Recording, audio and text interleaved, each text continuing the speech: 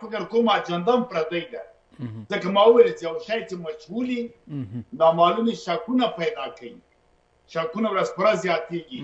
اوس خو داسې شک پیدا شوی کېدای چې دغه نور قیودات هم جوړ شي، د هغه د زمینه تغییر ته مسایل شي. دا به ورته ویل کېږي پاکستان ورته وایي، امریکا ورته وایي، روس ورته وایي، ایران ورته وایي، هر څه چې ورته وایي نو شک ده. هر څه چې ګوري په خپل شک باندې.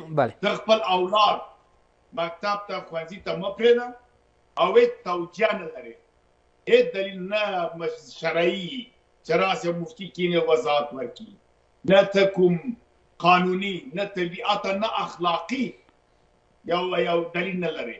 نو په دې کې خو اوس نو چې هر څوک په تا نیوکه کوي هغه حق لري، هر څوک چې راجګي غږ پورته کوي او په مظاهره او مبارزه کې دا حق لري.